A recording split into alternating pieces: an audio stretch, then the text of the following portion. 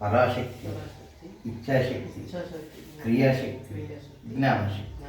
ఈ 5 కలిపే గాయత్రి మాత అనొచ్చు, ఆది పరాశక్తి అనుకున్నచ్చు, దుర్గమ్మ అనుకున్నచ్చు.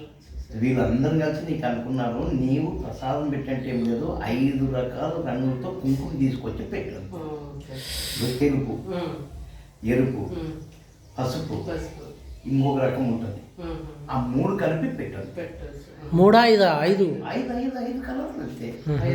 పూలు తెస్తే కూడా 5 రకాల పూలు తీసుకొచ్చి పెడితే సార్. ఈ పుష్పాలు కూడా ఇస్తాను.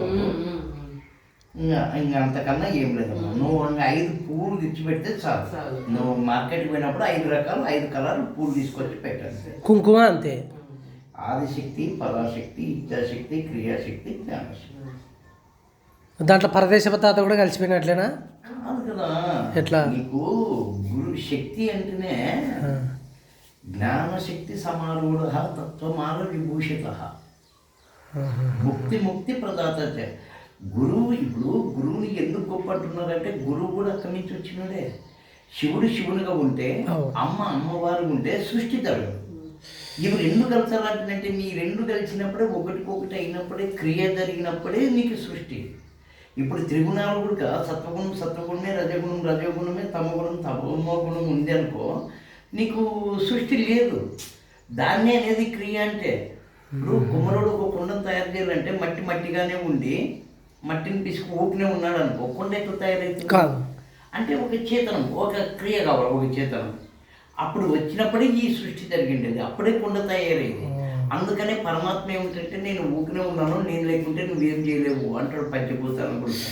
ఇప్పుడు ఆకాశతత్వమే, జలతత్వం ఉంది అనుకో, నీకు వంట తయారవుతుంది. అగ్ని కలుస్తేనే ఖచ్చితంగా జలము కావాల్సిందే, భూతత్వం బియ్యము కావాల్సిందే, గాలి ఉండాల్సిందే. ఇవన్నీ లేకపోతే అన్నీ కలిసినప్పుడే సృష్టి. ఆ క్రియ జరగకపోతే అవి ఏవేవి ఉన్నాయనుకో వాళ్ళు నీకు చెప్తానే ఉంటారంటే. నువ్వు కలిపేవాడు అంటే నువ్వే అంటున్నావు. నువ్వు వీళ్ళందరినీ నువ్వు ఆహ్వానం చేసుకున్నావు అనుకో. ఇప్పుడు నైవేద్యాల విషయం ఎట్లా? 5 నైవేద్యం ఆయన రకం ఏమైనా పెట్టుకున్నట్లు. ఒక దాంట్లో స్వీట్, ఒక దాంట్లో ఇది అన్నీ పెట్టుకొని నువ్వు రకరకాలు ఏదైనా పెట్టుకో. చూడమ్మా, 5 రకాల కుంకుమ, 5 రకాల పూలు, నైవేద్యం అంతే. నైవేద్యం నీకు ఏదన్నా కలుపుకున్నా, కుంకుమ నీళ్ళు కలుపుకొని భావము కట్టుకుని ఒకసారి నీకు శక్తి జరగలేదు. నేను పువ్వు మాత్రమే చెప్పి అందరు వచ్చి కూర్చోండి, అందరు పిలుచుకురా, ఆల్ ఆర్ పీపుల్ కమింగ్. పుష్పం, ఫలం,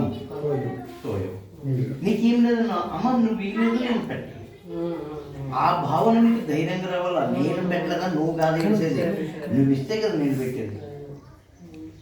ఇప్పుడు రేపు అమావాస నుంచి కూడా ఎవరన్నా భోజనాలు పెట్టమని మంచి జరుగుతుంది.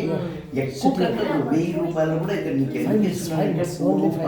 కట్టాలి, నీకు ఒక 1000 ఇస్తా. 1000 రూపాయలు అయితే మీకు చాలు. ఒక 10-20 మందికి వచ్చే వాళ్ళకి టిఫిన్ పెట్టచ్చు.